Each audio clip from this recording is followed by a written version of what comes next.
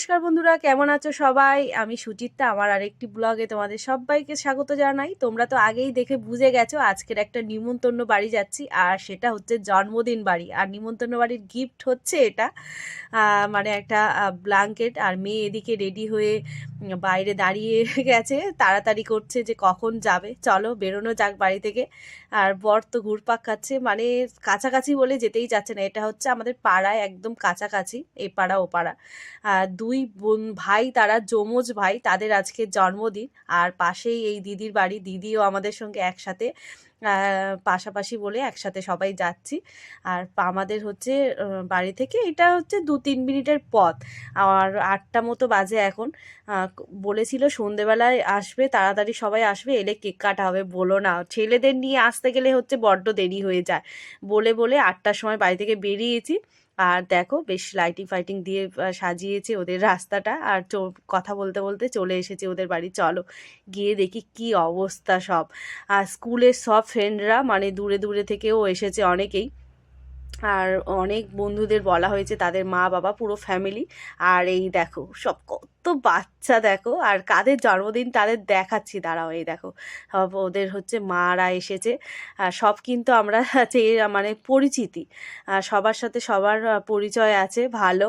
মানে স্কুলের বাচ্চারা সব একসাথেই পড়ে। আর মাদের আমাদের বেশ বসে একটা গ্রুপ আড্ডা হয়। আর দেখো বাচ্চারা শুধু কি খেলা করছে, মানে এরা মানে এত আনন্দ হয়েছে, মানে এক জায়গায় সবাই মিলে, কি বলবো। আর আমরাও অনেক দিন পরে বাড়ি থেকে একটু নিমন্ত্রণ বাড়ি এসেছি, খুব আনন্দ হচ্ছে, সবার সাথে দেখা হলো। মেয়ে হাত ভেঙে যাওয়ার জন্য পরীক্ষাটা দিতে পারেনি, সেই জন্য এই দেখো সব হচ্ছে বন্ধুর মা বাবারা সব এইখানে।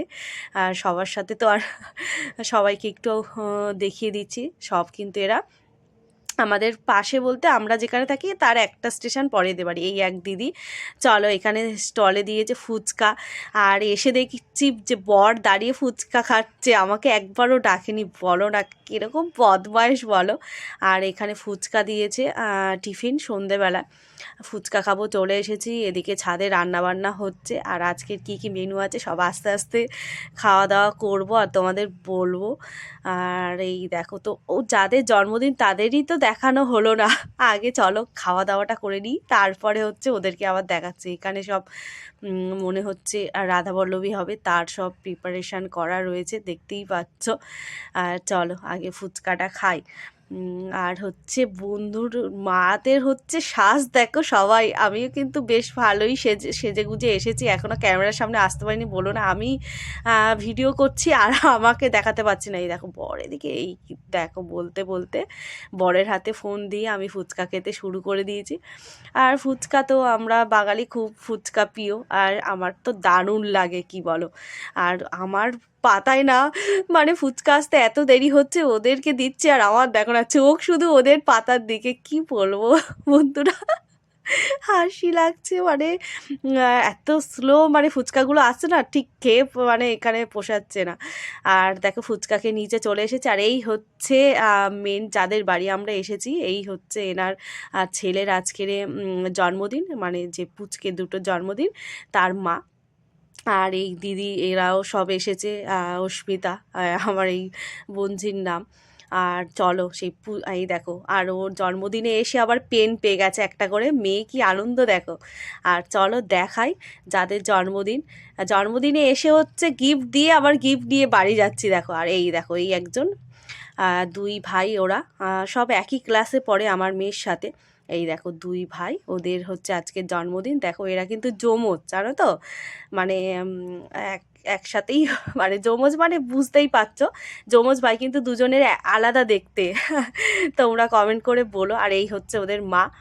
আর হচ্ছে অনেকটাই রাত হয়ে গেছে, খেতে চলে এসেছি। আর যারা দূরে থেকে এসেছিল সবাই খেয়ে চলে গেছে, তাদের টাটা বাই বাই করে আমরা এবার খেতে এসেছি। আমরা কাছাকাছি বলে আমরা একটু লেট করে বসলাম খেতে।